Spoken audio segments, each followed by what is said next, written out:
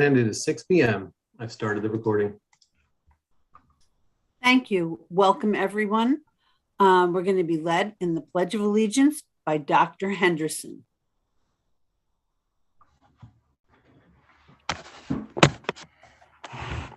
I pledge allegiance to the flag of the United States of America and to the republic for which it stands, one nation, under God, indivisible, with liberty and justice for all.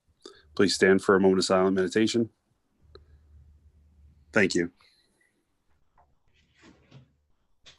Thank you, Dr. Henderson. Roll call, Mr. Clerk.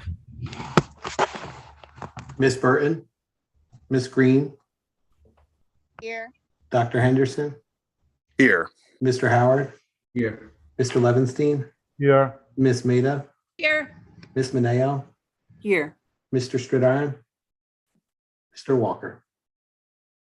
Be it resolved that the Board of Education hereby recesses into executive session for the following purpose: matter made confidential under FERPA, employment history of particular individuals, matters leading to the employment of particular individuals, the review of programs and placements of students with disabilities, Burke v. the NECSD and Kirby v. NECSD, and also to obtain advice from legal counsel. I'd like to entertain a motion, please. So moved. Second. Roll call. Miss Green, Yes. Dr. Henderson, Yes. Mr. Howard, Yes. Mr. Levenstein, Yes. Miss Maida, Yes. Miss Mineo. Yes. We'll return.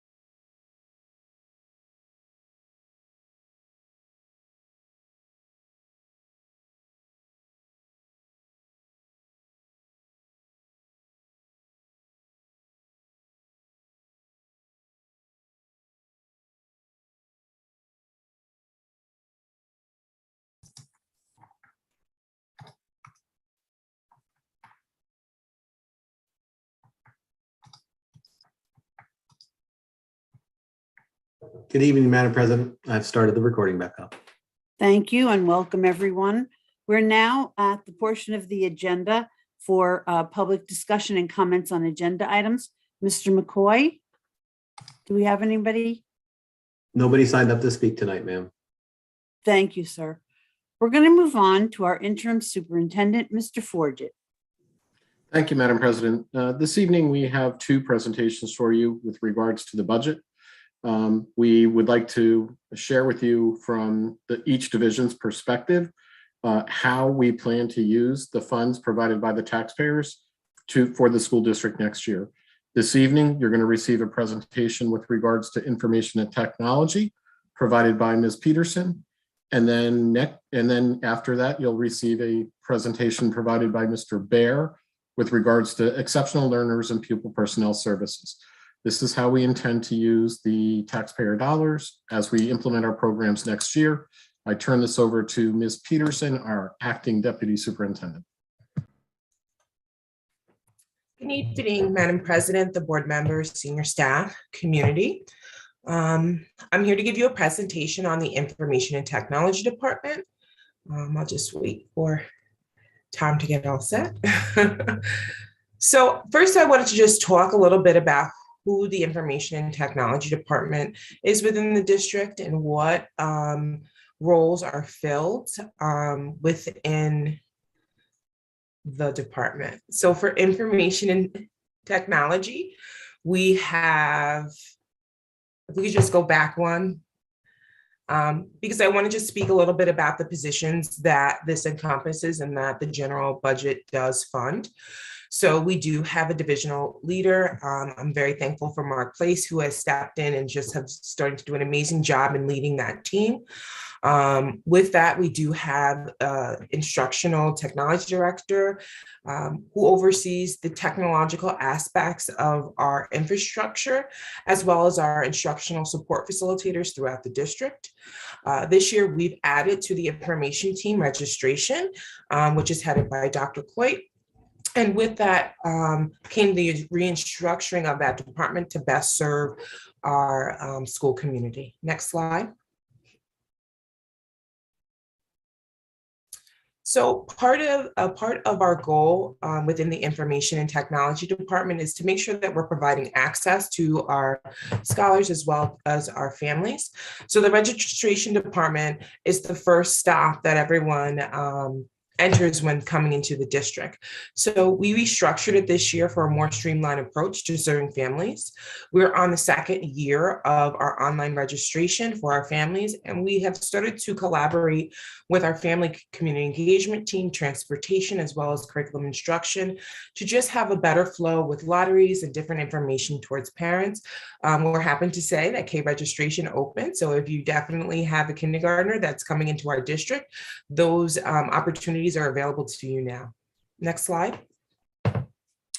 In the technology department, we continue with our one-to-one initiative. Right now, we're proud to say that all scholars pre-K to 12 have a NECSD issued Chromebook.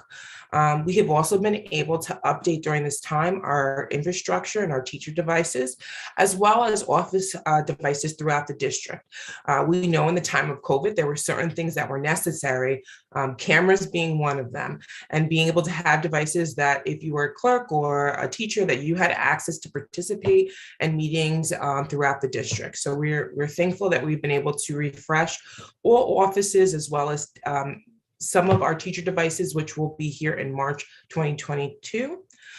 We've also been able to participate and give access to our scholars with at-home hotspots through the two grants from Verizon and T-Mobile. Next slide.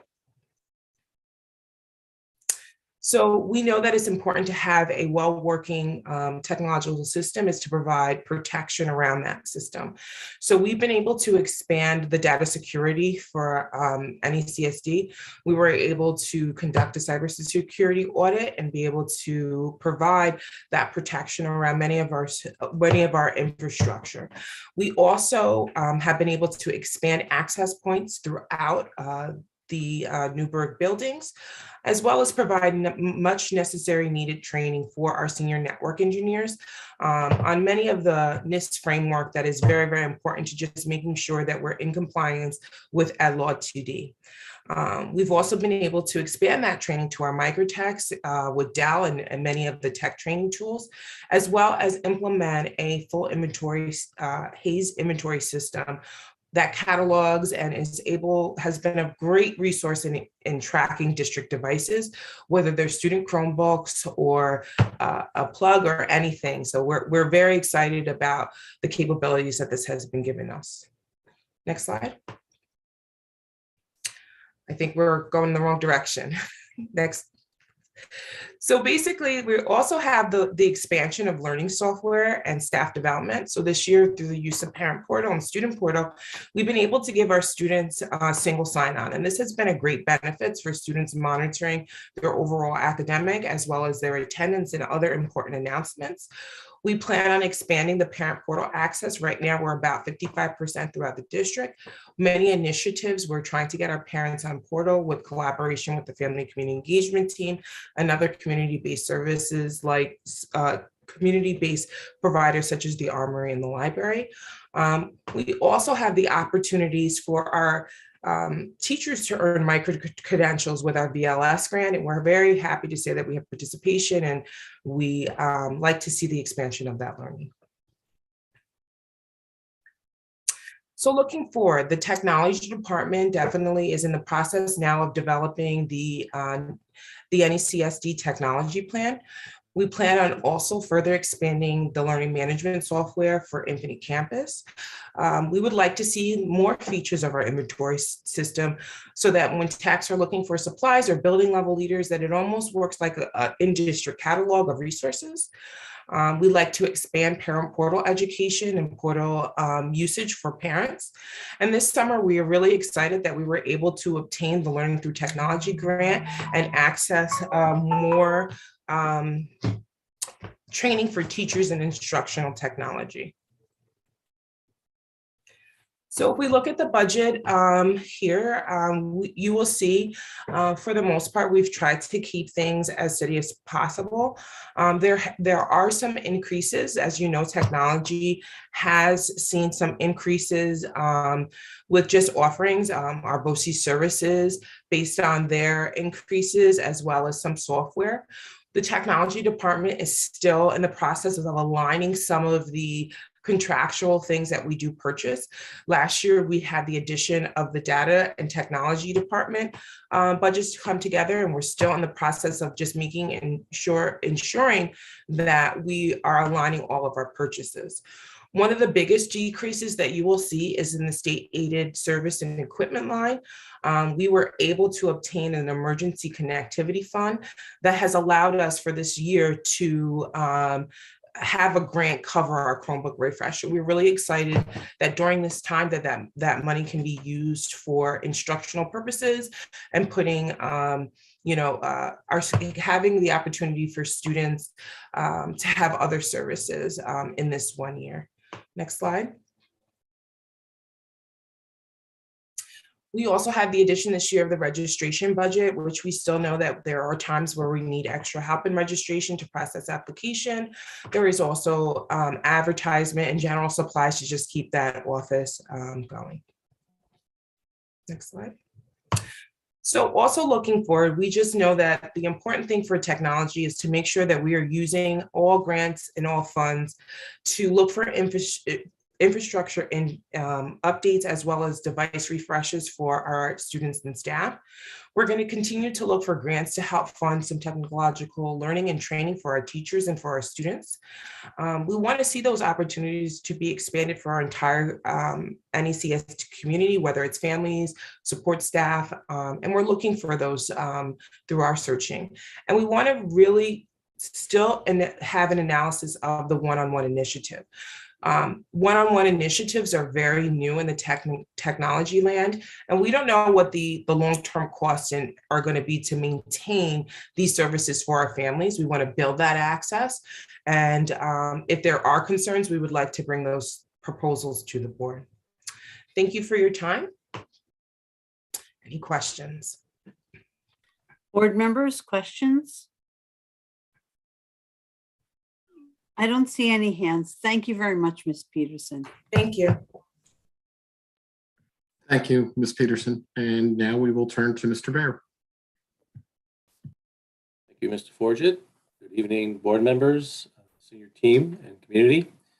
It's my pleasure to be able to present the budget for 2022-23 for the Exceptional Learner Division. So I just want to point out that we are a pretty diversified group. We're really comprised of three specific areas. One is obviously special education and all the teachers and related service personnel, teacher aides, assistants, and specialized supports that go with that. We also are responsible for all our pupil personnel services around student support and our school counselors, social workers, and psychologists. And we also are responsible for our health services and our school nurses, working with Sharon Patsalos, who is our wonderful health service facilitator That is no small endeavor this year, as you know, with the pandemic, and they've done an amazing job. This is our organizational structure. It is made up of 3 directors, 4 supervisors. I have senior typist, a senior account clerk, 2 CSE chairpersons as well. I normally, when we do these presentations, I like to have my team behind me. I miss the days where we can be in person doing that. They are all home right now watching this, and I want to just give kudos to my team. They do a wonderful job. They're a diverse group, and they have really helped to accelerate and make us a division of excellence. So I'm glad to have them with me. These are the positions that are funded through the 22-23 budget. They are 153 teachers. I'm not going to read all of these, but these are all the positions that are funded. Some of them are funded or supplemented through some of our federal funds, our 611, 690, which we'll get to, as well as some of our other federal funds, but primarily they are supported by our general fund. We have priorities that are assumed in this budget, and I'm just going to briefly go through them. Again, teaching and learning is paramount for us around learning loss. We have, as you've heard, we presented the diagnostic team to make sure that we stay on top of our timely evaluations, especially during COVID. We've had an increase in referrals, which we reported out to our Exceptional Learner Committee, and we want to make sure we have enough staff to be able to meet the mandate. LRE is something you've always had us talk about, the importance of having our kids in rigorous curriculum as close to their peers as possible, and we have made that a priority. And I want to point out also that we have a responsibility and priority to make sure that the students that are out of district are also given focus. They take up a lot of our time, and they are a large part of this budget. Our budget also is designed around specific professional development that you see there. We continue to support EDI and SDI. That stands for explicitly designed instruction or specially designed instruction. And it's important that we have our staff be able to make sure our kids learn and to limit or reduce or get rid of any barriers that may exist. And you can see some of the areas that we work on. We continue to focus on multisensory reading. We have invested in Sunday reading system, which is a great small group and individual reading program to help our struggling readers. You can go to the next slide. In people personnel services under Michael Regan, you can see that he for next year, Mr. Regan with his staff have implemented a wide range of initiatives this year, and for next year it's really just either expanding or sustaining them going forward around restorative practices, MTSS, our college and career counseling program, as we've updated our college and career plan. You've heard a lot about the Panorama data and using the use of Panorama to help support our tiered supports. And then continue with our tier 1 SEL programs in the elementary to focus on emotional regulation. As you've heard, that would be Leader in Me, Ruler, and we've also put some sensory programs in as well. In health services, this is the big unknown. We know that the pandemic has been affecting us all. I will say our nurses have, not surprisingly, had the lion's share of responsibility in managing this pandemic, and they have been working tirelessly. We don't know the long-term impact of this pandemic. It might dissipate or it might turn a different direction. As we've seen, we're not able to predict, but we want to make sure that we have support in place for the long-term impact that this pandemic has had on our students and our community. And then all the areas I list there are like 4 primary areas that our nurses and our health services staff are overseeing. All of them have been particularly challenged during the pandemic because families have not been able to get access to medical supports along the way. So for 22-23, we want to make sure that our students are all up to date and that our AED machines, which are our defibrillators, are also up to date now that we're back in school full time. I'd like to point out to the board and the community that we are funded a variety of ways. I'm presenting the general budget today, but we also are supplemented with monies through our 611 and 619 IDA funds. Those are federal flow through dollars that come to us that help to support our program. We were also given a amount of money this year for supplemental 611, 619 under the pandemic's relief. We've already asked and got a special ed teacher that will be supported through those funds. And those funds continue just like the ARP funds into October of 24. So, and then again, we also do have some of our programs that are listed in the ARP. We've mentioned the diagnostic team. We've increased some of our interventionists around restorative practices. Those are all funded under the American Rescue Plan. I also like to point out that while sometimes people think we spend a lot of money in special education to support our kids, we also bring in revenue. We do drive, there's a revenue, and it's well into the millions. We have the STACK system, which is our system to track and account for children, that allows us to get reimbursed for students, for our high-cost students during the school year, during summer, and for transportation. We also get reimbursement for Medicaid. It's something that we've really dedicated ourselves to over the last few years to make sure that we maximize all our Medicaid dollars. This is our enrollment, and this also drives our budget. We have 147 students currently enrolled in our BOCES programs. That has trickled up over the years. We had a lot of students this year who moved in, who are already in BOCES and private day. You can see we have 109 students in those. That is an increase. And again, that is represents a large number of students who already came in with a private day program. We have 6 residential students, and it's important to point out that we have our non-public schools in our community, Bishop Dunn, San Miguel, Nora Cronin, and Blooming Grove, and we are required to provide services to students who attend those schools, whether they are Newburgh students or from other districts. Overall, the current census in special education is 1,907 students as of October of 21. This describes the continuum that is supported in the budget, starting with the least restrictive on the left, going to the most restrictive on the right at our elementary schools. Related services are how students may only need OT, PT, speech, or counseling and don't need an academic program. We do provide some consultant teaching and resource room at the elementary level. Our most prolific program at the elementary level is integrated co-teaching. We have primarily full day models in 2nd through 5th grade, and then we have some full day and some part day in K and 1. We have a wide variety of 12-1-1s in 5 or 6 schools throughout the district. And they are specifically designed for our moderately disabled students. And then we have 2 programs at New Windsor for our developmentally disabled students who are eligible for the New York State alternate assessment. And there's 812s. It's getting blocked by pictures. We have 812 programs, 2 at Bonneville for students with behavioral disorders, and a number of programs, 4 altogether at mental health for our students with autism. At the secondary level, it's a similar continuum. You can see how it progresses as well. We do our integrated co-teaching by department. So we have English, math, physics, and science integrated co-teaching.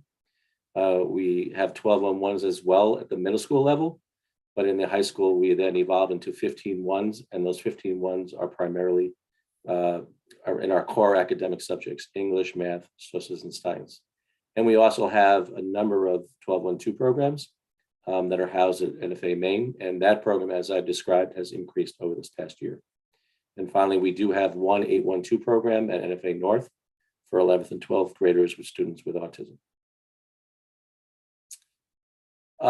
As I display the budget next, I just want to give some consideration to what our budget represents. Our budget, those 3 parts that I described, comprise 18% of the 22-23 budget. The budget I'll present does not necessarily have salaries and benefits embedded in those. Those will be presented during the 3-part budget. Our budget is approximately about $54 million. So again, that makes up about 18% of the overall general fund.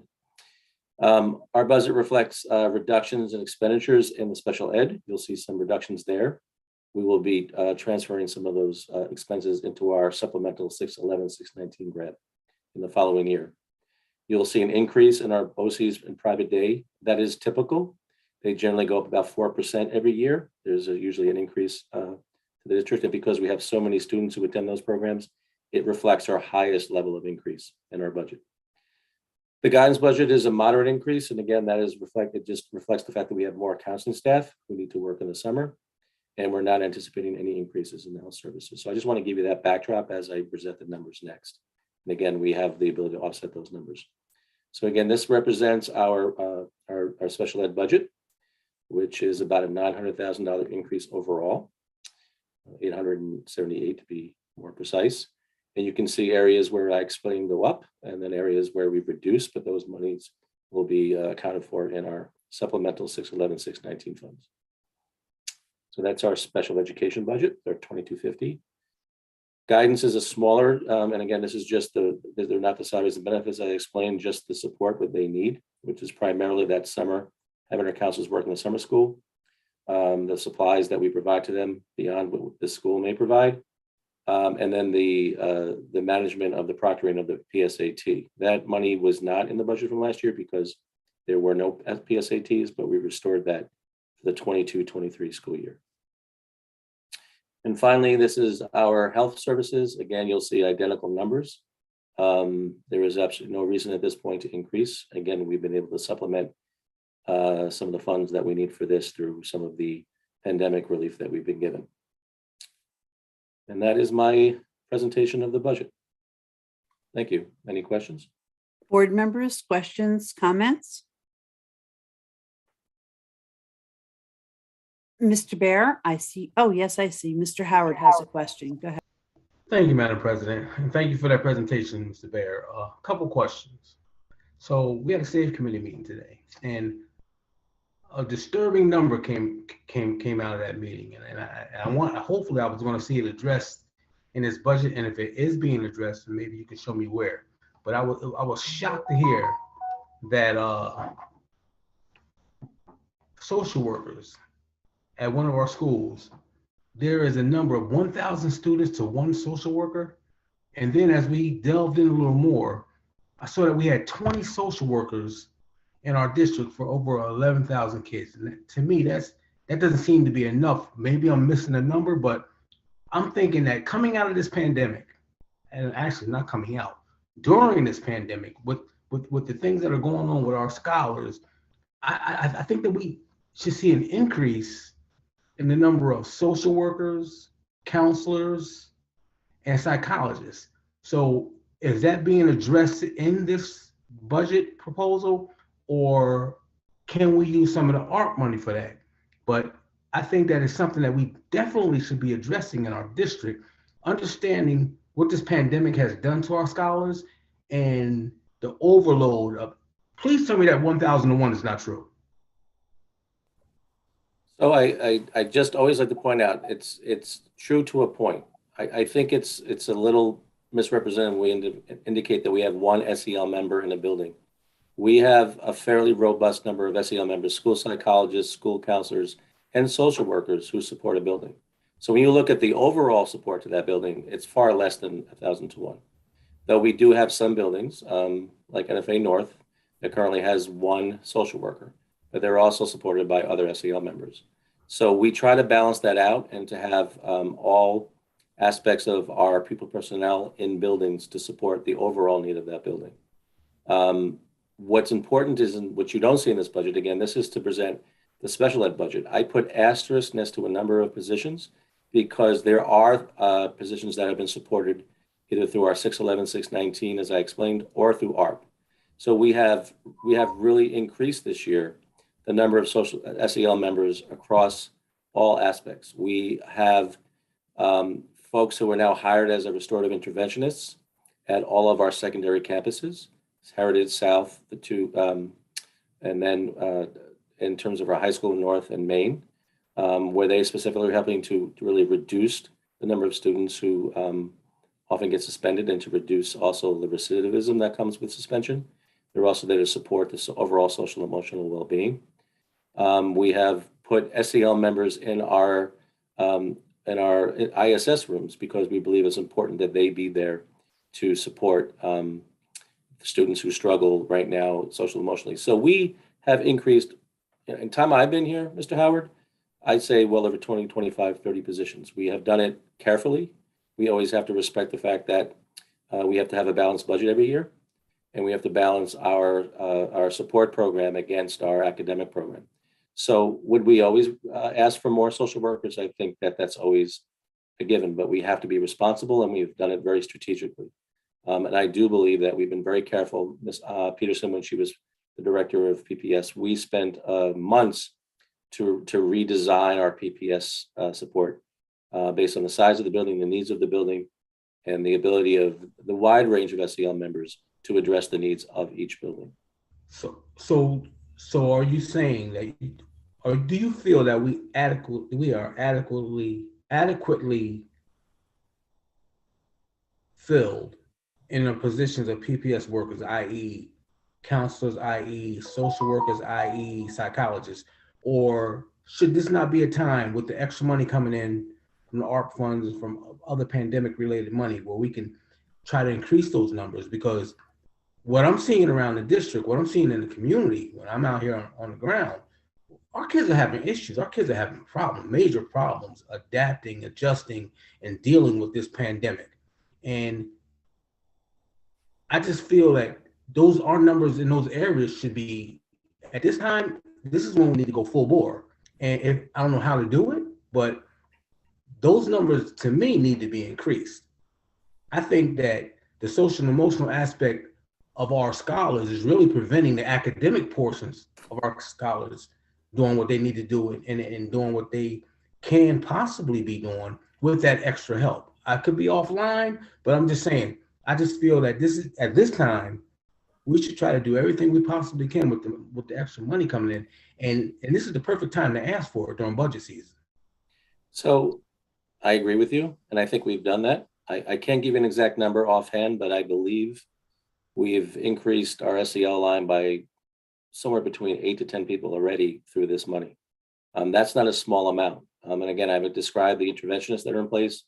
We have to also be responsible that while we recognize that our students in crisis and we need to respond to that, these funds will dry up in a year and a half. And you want to make sure you can sustain these programs. And any grant requires you to have some degree of sustainability. So we have to be strategic in this. And I think we have been. Again, I can always say that more is always a good thing if you can get them, especially in the pandemic. But I do believe that we are well staffed, and we have been very, very strategic about where those staff exist in each building. There are certain just sort of guidelines in each of the units, social workers, school psychologists, and school counselors, of how many students to each. But what that doesn't understand is that there's 3 people in buildings sometimes to support kids. And when you look at the overall support of that, it's a much lower number than even that's recommended from the various groups that represent these professionals. So, we have to be strategic. I'll keep saying that. We don't want to keep adding people that at some point we cannot sustain financially, while understanding our kids need our help and they need support. Thank you. I'm going to call on Mr. Forget. Thank you, Madam President. I think what would be helpful for the board is if we put together a schematic, kind of an organizing document that shows how all of the different PPS staff intertwine together to support each of the buildings, so that Mr. Howard can kind of see the way the social worker and the guidance counselor and the psychologist and the variety of other AIS supports, how that all works together to support the needs of the student. And then we can break it down by building for you so that you can see it. I think we are trying really focusing on not just adding the personnel, but defining the interventions for the personnel, and then making sure those are the right interventions for our students. So it's not just about adding 20 additional social workers. It's about making sure that the work and the integrated work of all the other individuals together are making an impact on the kids. So we're kind of looking at what's the right balance, and we'd be happy to share with you the chart for each of the schools and the work that's being done. And Mr. Regan's been doing a really great job with that. I think Ms. Peterson wanted to add as well. Thank you, Mr. Forget. The one thing that I wanted to add, especially when it comes to social emotional learning and student support, is that we know that we want to build a lasting support for our students. So we can add additional people. However, what are the systems, and do those supports lie with the PPS people or within the network of the school's infrastructure in terms of the curriculum, the teachers, the administration, and also to get that family and community engagement and buy-in to what the supports are, and then also what the supports are in the community. So I think that there has been a lot of efforts to try to build that foundation in the MTSS work, as well as trying to make sure that we have restorative practices within our buildings. Thank you. Mr. Howard, I see your hand again. Yes, Madam President. So this was not just to beat up his Mr. Bear's report, but my biggest concern is one indicator of what's going on now with the pandemic. We don't want to overload people. And when you're overloaded with work, when your workload is above what it should be, it impacts your ability to do a great job at your work. That's the only thing I was saying. If we get more employees, we can lower those workloads, we can lower those caseloads, because the high numbers, some people are falling into the cracks. That was my only concern. Thank you. Mr. Bear, thank you very much for your report. I see no other hands. Mr. Forget, you ready? Thank you, Madam President. Our final presentation this evening is from Dr. Roman. Dr. Roman is going to be presenting to you some information with regards to our proposed eligibility policy. One of the things that we want to make sure that we do is to clearly communicate through a variety of different avenues the expectations of this particular policy so that everyone knows what's expected of them. And more importantly, all the adults know how to support our students to be able to participate in the extra curricular extended day programs, and to support for the initial phase, the support for the students in the classroom during the day. So this policy really is about setting standards for participation during the day so that they're getting their education, so that they're able to graduate and be successful beyond Academy Field. And we're going to all pull together. Tonight's the first night to communicate this out. Everyone needs to be invested in this to make sure that every student has the opportunity to participate after school. So Dr. Roman kicking this off, kind of an overview of the expectations, and then a draft of communication that will begin tomorrow. Dr. Roman. Thank you, Mr. Forget. Good evening, Madam President, members of the Board of Education, our senior team, and our community. As a precursor to the information that you'll be receiving this evening regarding Board of Education Policy 5411, which is the participation of students in extracurricular activities and interscholastic sports, I will share with you some of the highlights of this particular policy and a proposed change discussed at our last policy committee. This policy has been revised and streamlined to align with the expectations and the guidance provided by the New York State Public High School Athletic Association. We recognize that the implementation and the monitoring of this policy requires time and effort, and as a result, we would like to thank all those that are involved in making sure that this is implemented with fidelity, such as our administrators, coaches, counselors, teachers, and most importantly, our families. In terms of the expectations for this particular policy, students must be enrolled in our district for at least 15 consecutive days, and that's in alignment with the New York State Public High School Athletics Association. Must be registered for 3 regular courses. PE must be passing the PE requirement. Students must maintain an 85% average daily attendance. Now that's 5% higher than the New York State Public High School Athletic Association. However, as Mr. Forget had mentioned, we're setting a high standard for academic excellence, and we want to make sure that we support students in that units of study during the previous school year. An appeal system was introduced in response to the pandemic, and that had a lot to do with the attendance challenges that we ran into during the 2020-2021 school year. And as a result, the appeals process was implemented, which resulted in contracts being devised for those students who did not meet that 85% or 4.5 credits under unusual circumstances, which had to be reported to the building principal.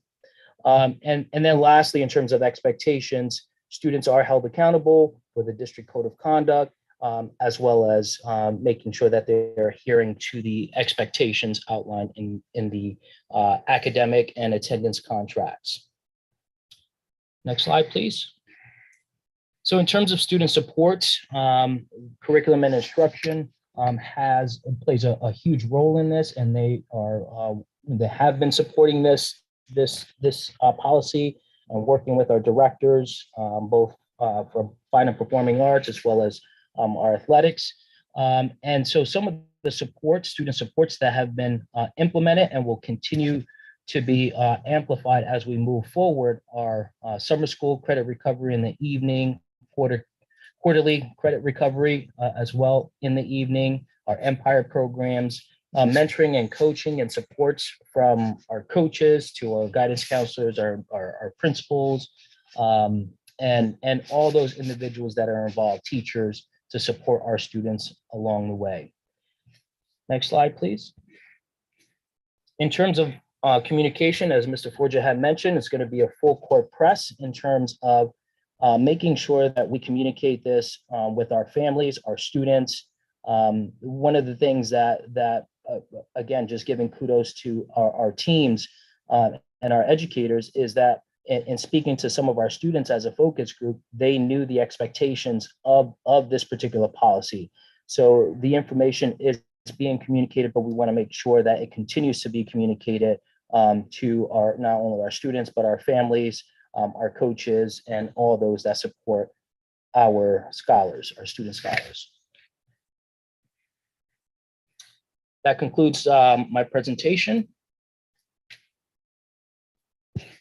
Thank you. Mr. Levenstein, I see your hand. Thank you, Madam President. So I just want to be clear on something, Dr. Roman. So I'm just talking about the attendance piece of this.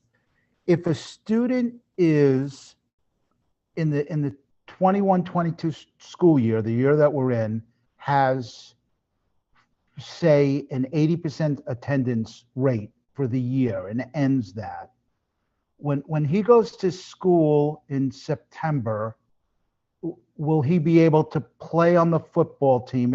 If he or in March, will he be able to sing in the play if his attendance is 80% in this school year, but he turns over a new leaf in September and is there every day? Looking at the intricacies of the policy, it doesn't look like he would be able to. Is that true? That's correct. The student would have to meet the 85% attendance requirement. However, if there will be opportunities for the student to, along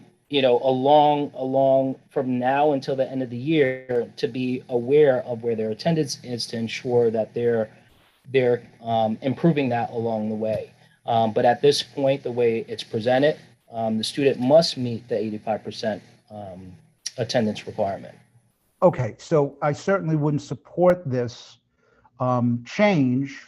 And I think that's what, and again, I'm just talking about the attendance part, and I'm just talking about someone who turns over a new leaf and goes to school every day in September and cannot participate in any after-school activity.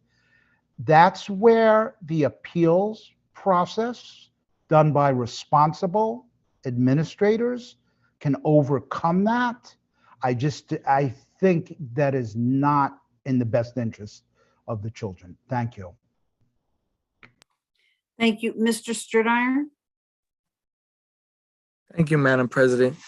So as far as the attendance, how it's taken this school year, last year at this time, there was a memo that was sent out to the teachers asking them to look at their attendance for all their students in their class and to modify the attendance based on their memory. So is that going to happen this year? Or is there a different system that's going to be in place so that teachers don't have to be put in a position to remember something that happened in September or October by memory for each student. Thank you. Ms. Peterson?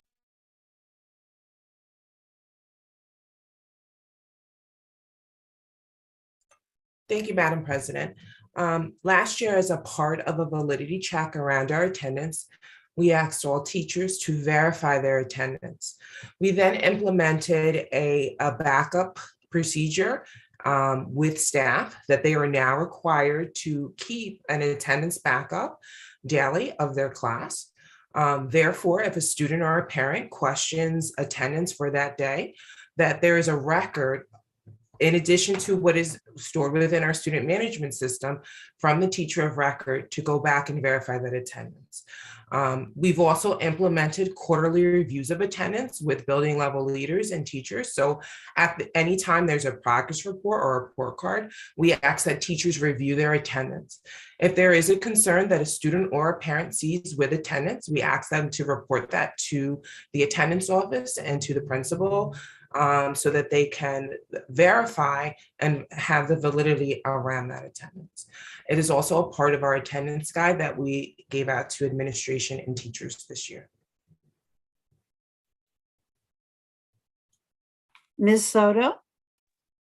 Thank you, Madam President. I'd also like to add that this policy has made great impact. We have increased our data collection, which is able to monitor student progress, attendance, and their achievement. The technology department created a monitoring system. We call it a good to go system. This is a color-coded report, which is generated on a daily basis. And by every student's name, there's a color. If it's green, then they're good to go. They can continue with their sports. They can continue with their after-school fine and performing arts. If it's yellow, then the coaches start to have conversations with these students on how we can help support them. If it's red, then we sound the alarms. At that point, we bring parents into the fold to have conversations on how to support our children. Thank you, Madam President. Thank you, Ms. Soto. Mr. Stern, I see your hand. Yes, as just a follow-up to what Ms. Peterson said. So in the situation where a parent has a question about attendance for their child, does that go to the building administrator? And will the teacher be notified that there's a question to attendance? And will they be notified by the administrator if a change to attendance has been made by someone other than themselves? So all attendance changes the teacher of record has to be notified. We're really trying to make sure that parents and students understand where they can verify their attendance. That's why I'm happy to see that there has been an increase in student and parent portal. If they do have a question and they report that within the policy timelines for appeals, they can request that there be a review. At that point in time, the administrator will get in contact with the teacher, ask them to review the attendance. And if a change has to be made, those records are kept within our attendance office. We review these procedures with the attendance clerks as well as the administrators yearly. Ms. Soto, you have your hand up. Do you have another thing? Something? Okay, Mr. Howard. Thank you, Madam President. Madam President, would it be possible to bring this back to committee for one more month? I'm listening to the questions, and I have a few more questions I would like answered in regards to the appeal process. What happened with the appeal process? How did it work? The efficacy of it? And I think bringing it back for one more month would allow us to come forward next month's meeting with either an abridged version of this appeal process or as is. But I would like to bring this back to committee for one more month. So, Mr. Howard, what I would suggest is that when it comes up in my section, that you move to table it, and we can table it and for another month. Really, it's probably 3 weeks until the second week in March, right, Mr. Forget? Wouldn't that be the time? Well, I would recommend, if that's the request of Mr. Howard, that we have a policy committee meeting before March 8th. March 8th, I believe, is your next board meeting. That if this is going to be changed, we have the opportunity to communicate this to families, coaches, and everyone. That was our issue in the past. I just want to make it clear that a communication protocol is critical with this if we make any changes, which is why we were trying to do it tonight. I support whatever direction you take with waiting for the change. I just think whatever we do at that point has to be done with an understanding of the time that we have between March and June for the students to be successful. So remind you, I heard you talking about 85% attendance. So 85% attendance on an annual basis address postseason concerns that we've had in the past. That was the intention of putting the 85% in. The 4.5 credits for the entire year. Remember, a student needs 5.5 to be successful to graduate. They still would have to make up a credit each year in order to graduate. So this is a true policy that focuses on student learning throughout the day for them to participate at the end of the day. And go back to the New York State Public High School Association, Athletic Association, which we have no choice but to follow. That requires on the day of the event, that student has to have a minimum of 80%, and our district says 85%. I can't change that, and neither can you. But holding the kids to the standard and teaching them why it's important to meet that standard, I think is critical, and I think that's what we're trying to do. Remember, postseason, we were told we needed to address it. This policy addresses it. I'll wait and defer my other comments for the policy. Okay, but to answer some of those questions, Mr. Forger, with my concern, I hear what you're saying. I understand the state standards, but my thing is, what we're voting on, if this would be voted on tonight, that would totally, completely remove the appeal process. There will be no appeal process in place. And I'm not talking about just for the 85% or just for the 4.5 credits. There will be no appeal process in place for special circumstances for a child. Am I correct?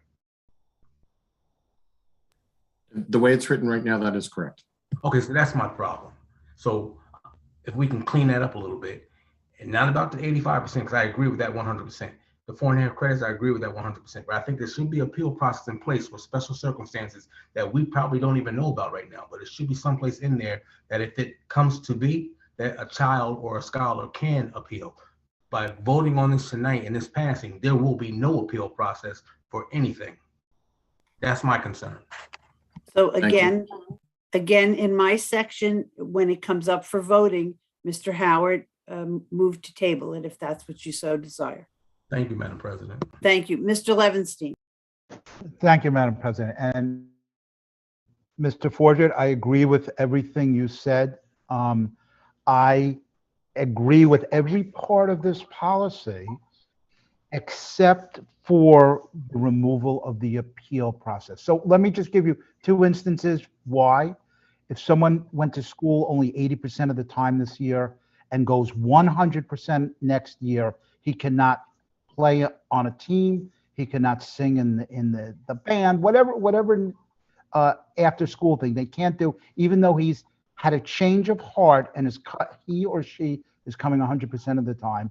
And the other is also having the appeal for someone that maybe doesn't want to make the decision of going to a funeral of a relative or being able to play in a game.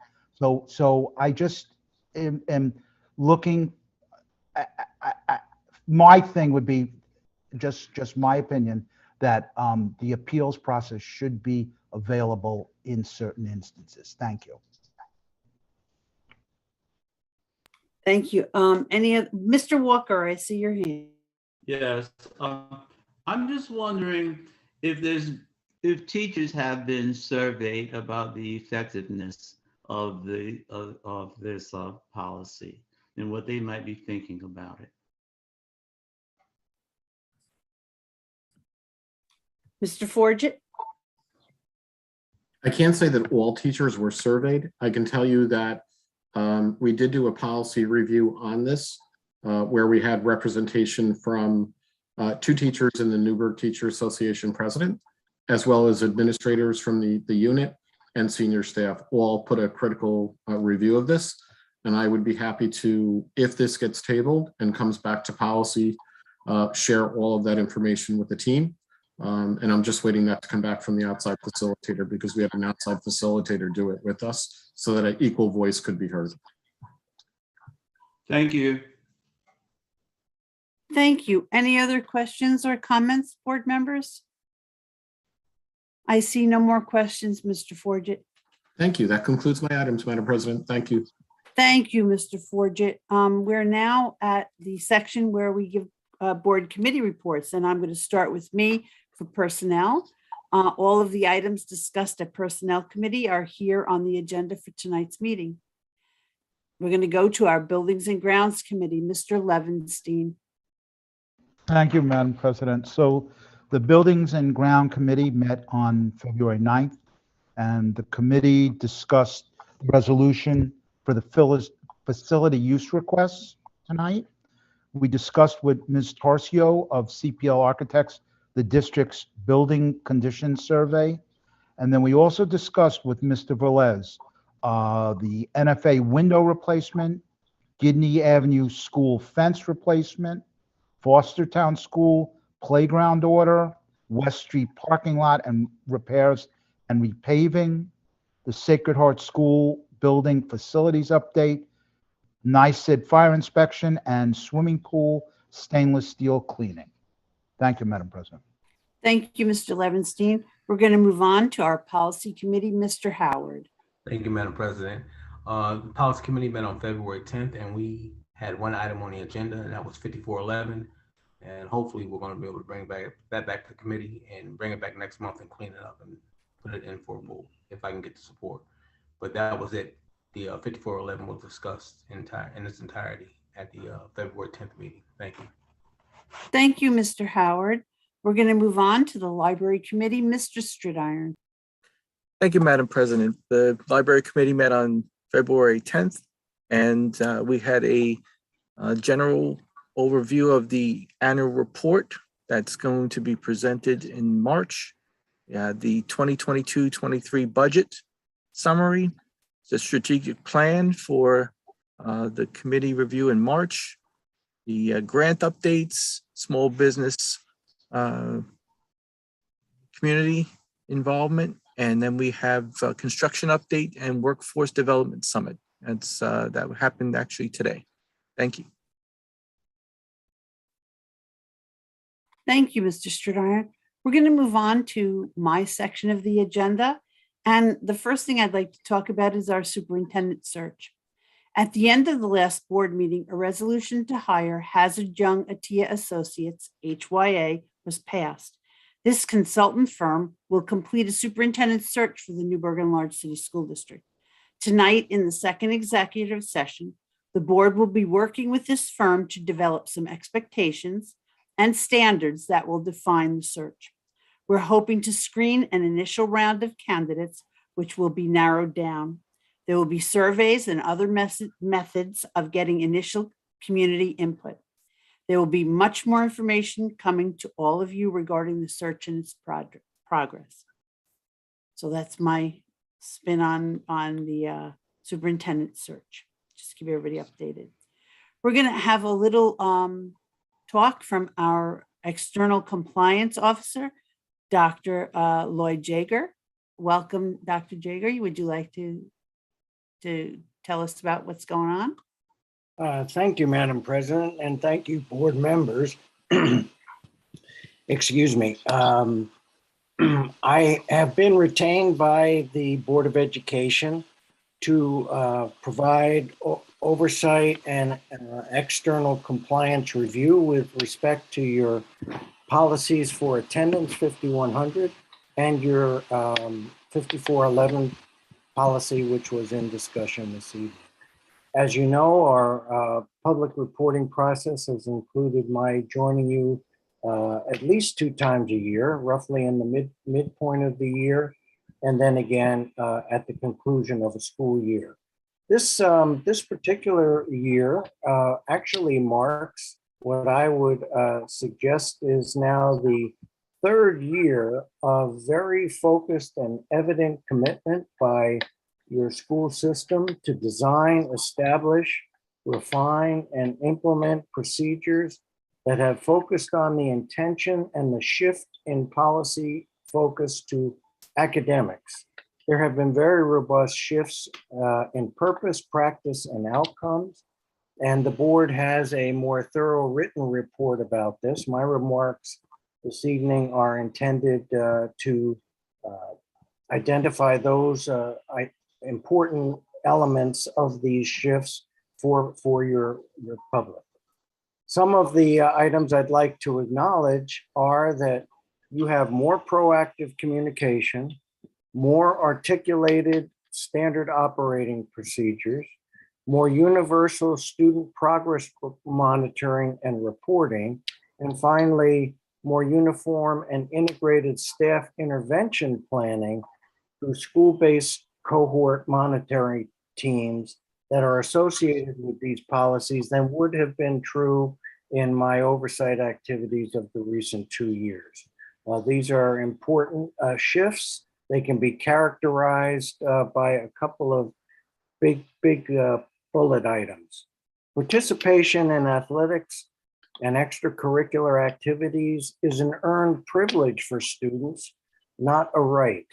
The expectation of fulfilling expectations for attendance and earned credit are important precursors for that participation, as well as demonstrating ongoing good citizenship.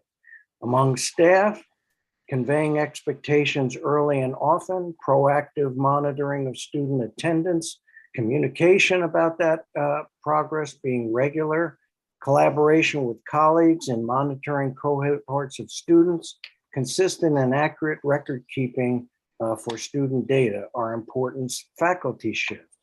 As far as your organization as a system, your high schools, standard operating systems have been developed and circulated with written documentation. There are well-defined and operating credit recovery programs. As you've heard me speak, there are cohort review teams involving staff and administrators working with particular sets of students. You've expanded the Good to Go system and the reporting of that. Ms. Soto spoke about that a little bit earlier, and the data and record keeping systems are strong. These are very important growth elements in your program. And I would say at this juncture in your current school year, the monitoring of student participation, the determinations of eligibility are now for the first time within a 14-month window rather than a more truncated spring season, winter season only type pattern. You have a full year in operation, so we now have the experience of actually going from an end of year June determination of attendance and earned credits all the way through projecting through next summer and your August completion of summer school, such that the monitoring of the earned credits for students can be monitored as we go through the year.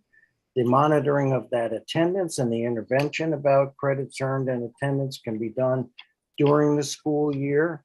And the notification to families and students about the conclusion of this school year in June, and the very important element of attending summer school to earn credits back is also something that is available in a more uniform full year programming than you've had the chance to do since that. Your evening school is offering credit recovery. You have some credit recovery courses available during the school day. We have quarterly credit recovery that have started in cycles beginning in December. They will repeat in 2 more cycles before this school year is out. There are half unit credit recoveries that are available. So one of the strength-based aspects of implementing this policy is that it moved from an initial policy focusing on a very narrow set of activities, co-curricular and sports activity. And it has now expanded and influenced the pattern of oversight for all students. Extracurricular activities and athletics, as you know, is a subset of student learning. It is not the end for all. And you're functioning in that manner today. And I'd like to just offer that that is a strong endorsement and shift from where you were some time ago. I want to give some acknowledgement and thanks to the consultations I was able to have, sometimes as often as weekly, among your administrative and school leadership teams. Mr. Forget, the district office team, your two high school administrators, your director of athletics and fine and performing arts, your deputy superintendent, your assistant superintendent for curriculum and instruction. They have all added value to the oversight discussions that we've had. This has been more than an auditing process. It has actually been a developmental one where there's been sincere interest in strengthening the oversight for your young people, and I believe that to be true. I did in my report to the board signal, and actually it's my good fortune that I follow from Dr. Roman's, I'm sorry, Dr. Roman, you were my point of contact. I didn't acknowledge you earlier. I apologize. Dr. Roman's report, Mr. Forget's observations.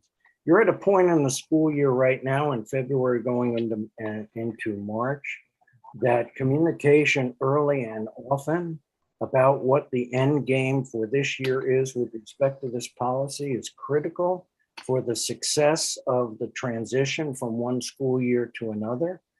The fact is that eligibility determinations are coming. They will conclude based on the data collected in June and decisions that are made in July. Enrolling students in summer school will be absolutely important. And one of the unsettling aspects of the data that we have available is that we have far more students who could participate in the credit recovery options, the mentoring options, the summer school options, than have actually elected to do so. And depending on how you resolve your consideration of appeals or not appeals and the current policy, it will be critical to every student who may not have achieved 4.5 credits to be enrolled and participate in your summer school program. Under subscription to that program will forecast students unable to recover the credits that they need and therefore be ineligible on the basis of that standard. So I think your commitment to communication, as is being forecast in your discussion tonight, is consistent with my findings. It is a privilege to serve the board. I thank the teams that I've had a chance to interact with in advance, and I'm open to any of your questions. Thank you. Board members, questions or comments?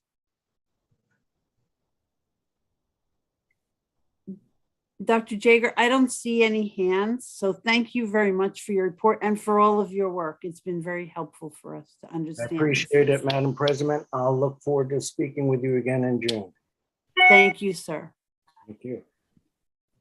We're going to move on to item 5.3, which is a resolution to adopt policy on the first reading, number 5411, participation in student extracurricular activities and interscholastic athletics. I'd like to entertain a motion, please. Madam President? Yes, sir. We need to put it on the floor first, Mr. Howard. Okay, thank you. Okay. So moved. Second. Questions or discussion? Now, Mr. Howard. Madam President, I'd like to move to table this item until next month. Second that. Thank you, sir. Roll call to table. Dr. Henderson, Yes. Mr. Howard, Yes. Mr. Levinstein, Yes. Ms. Maida, Yes. Ms. Mineo, Yes. Mr. Stridiron, Yes. Mr. Walker, Yes. Ms. Green. Yes. Thank you, sir. Mr. Howard, you still have your hand up. Do you have another question? Sorry, no, I didn't lower it. Sorry. Okay, thank you. That concludes my items. We're going to move on to our Assistant Superintendent of Curriculum and Instruction Secondary, Mrs. Soto. Thank you, Madam President. The Curriculum and Instruction Division presents to you agenda items 6.1, 6.2, 6.3 and 6.4. 6.3 is a resolution to add a walk-on for our students, JROTC students, 30 students and 1 teacher to attend a field trip on March 5th. Okay, so let's stop and let's go first to 6.1 and 6.2 because they're on the agenda, and we'll add 6.3 in a moment. So board members, I'd like to entertain a motion on 6.1 and 6. Well, first, would anybody like to separate out any one of those items? Okay, I'd like to entertain a motion, please. So moved. Second. Questions or discussion on 6.1 or 6.2? Yes, Mr. Stradine. Just a quick question on the Catapult Learning. Is this contract for hiring them just for consultation? Or is it we're hiring them to actually teach in the schools? Mr. Stradine, this is for consultation. They're serving as consultants for our teachers to provide opportunities for our students. We're building our teachers' capacity. And how much is the contract for? It is a 3-year contract. The first year, bear with me, it's on our document here.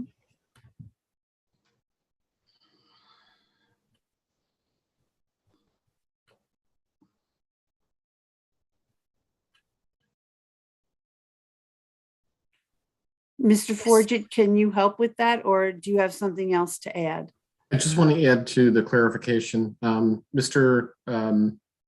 McCoy, perhaps you could open the contract as I'm having this conversation to see the first year cost. I believe it's in both 250. I'm sorry, Ms. Soto.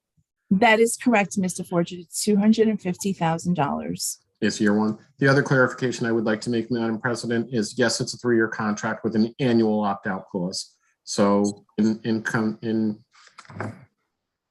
staying with our policy, we do not do multi-year contracts. We do annual contracts. This is a 3-year commitment with an annual opt-out clause should the board decide to jump out of it. The other thing that Mr. Stradine asked, are they teaching? No, they're not teaching. But it's not just consultation, it's coaching and professional development. So it's working with our dedicated teachers to be able to deliver the model. So they may be in the classroom, but they're not going to be in the classroom alone. They will be with one of our teachers, working with our teachers to teach the model that they have prescribed. So no, they're not the teachers of record for our students. They are building the capacity, as Ms. Soto said, and it may be a co-teaching environment where they're building and teaching our teachers to teach the defined model that they have. So I want to be clear on that. Mr. Stradine, I see your hand again. Okay, thank you for that information. So is this contract going to be paid for with the COVID money, or is it coming out of general funds? I can't see it on the screen. It's from American Rescue Plan funding. Thank you. You're welcome. Any other questions, board members? Roll call, Mr. Clerk. Mr. Howard, Yes. Mr. Levinstein, Yes. Ms. Maida, Yes. Ms. Mineo, Yes. Mr. Stradine, Yes. Mr. Walker,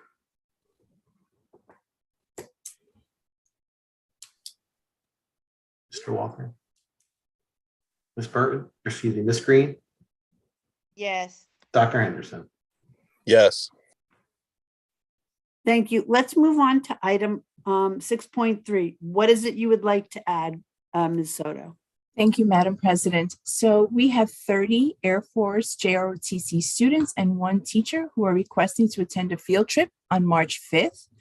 Our students recently competed at Washington Township High School, where they ranked 6th place. And they're being asked to participate in a full drill competition in Lenape High School in Medford, New Jersey.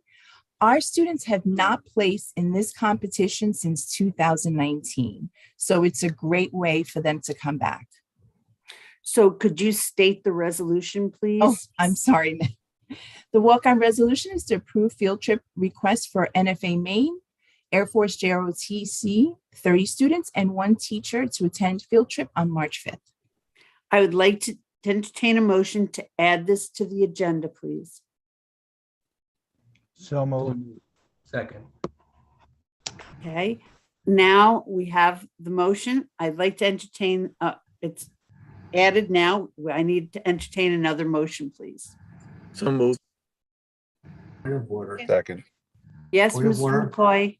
We just need to vote on the added item at this point. Oh, I'm sorry. Go ahead. Mr. Levinstein, Yes. Ms. Maida, Yes. Ms. Mineo, Yes. Mr. Stridiron, Yes. Mr. Walker, Yes. Ms. Green, Yes. Dr. Henderson, Yes, and good luck. Mr. Howard. Yes. Thank you. Now it's on the agenda, correct, Mr. McCoy? Correct. Okay, so now I need another motion. I'd like to entertain a motion, please. So moved. Second. Questions or discussion on this item? I second Dr. Henderson's congratulations. So roll call, Mr. Clerk. Ms. Maida, Yes. Ms. Mineo, Yes. Mr. Stridiron, Yes. Mr. Walker, Yes. Ms. Green, Yes. Dr. Henderson, Yes. Mr. Howard, Yes. Mr. Levinstein. Yes. Madam President, thank you. That concludes my items for this evening. And there's no facilities use request, that item 6.4. That's Mr. me. McCoy? That's a typo. Sorry. That should Okay. be- Yes, Mr. Levinstein? I think that's 8.2 is also a facilities use request. Yeah, there was a typo. So thank you. I was just kind of following along. Thank you, Mr. Levinstein. Thank you, Ms. Soto. We're going to move on to our Assistant Superintendent for Exceptional Learners, Mr. Bear. Thank you, Madam President. The Exceptional Learners has one item this evening for the board's consideration, the recommendations of the CSC and CPSC committees. I'd like to entertain a motion, please. So move. Good. Questions or discussion on this item? Roll call, Mr. Clerk. Mr. Howard, Yes. Mr. Levinstein, Yes. Ms. Maida, Yes. Ms. Mineo, Yes. Mr. Stridiron, Yes. Mr. Walker, Yes. Ms. Green, Yes. Dr. Henderson. Yes.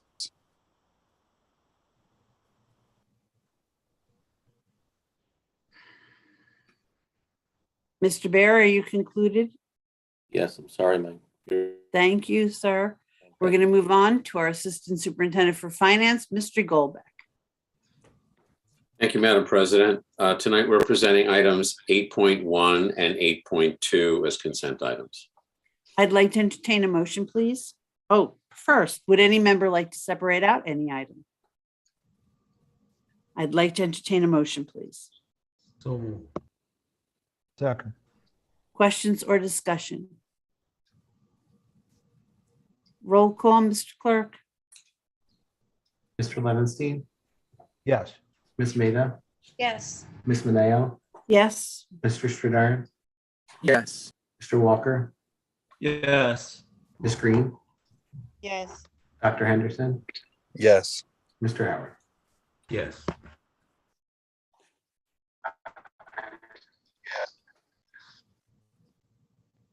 Mr. Goldbeck?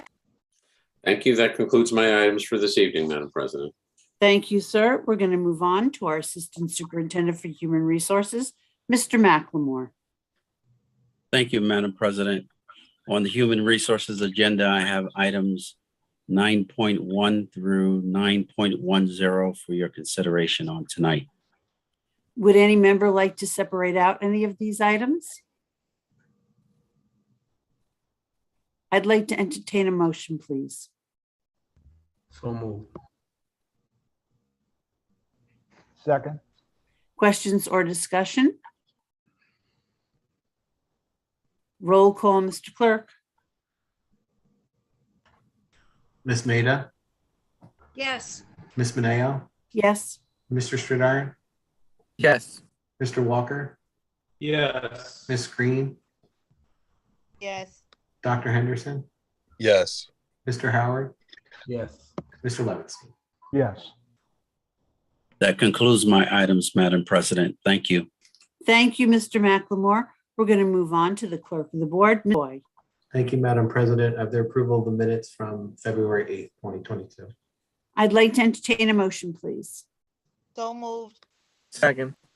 Questions or discussion? Roll call, Mr. Clerk. Ms. Mineo, Yes. Mr. Stridiron, Yes. Mr. Walker, Yes. Ms. Green, Yes. Dr. Henderson, Yes. Mr. Howard, Yes. Mr. Levinstein, Yes. Ms. Maida. Yes. That concludes my items, Madam President. Thank you, Mr. McCoy. We're now at the section of the agenda for public comment on non-agenda items. And Mr. McCoy, I believe you said no one has written that they would like to speak. That's correct. Nobody signed up, ma'am. Thank you. Be it resolved that the Board of Education hereby recesses into executive session for the following purpose. Matters leading to the appointment of particular individuals and to obtain advice from legal counsel. I'd like to entertain a motion, please. So moved. Second. Roll call, Mr. Clerk. Mr. Stridiron, Yes. Mr. Walker, Yes. Ms. Green, Yes. Dr. Henderson, Yes. Mr. Howard, Yes. Mr. Levinstein, Yes. Ms. Maida, Yes. Ms. Mineo. Yes. We will not be doing business when we return from this executive session.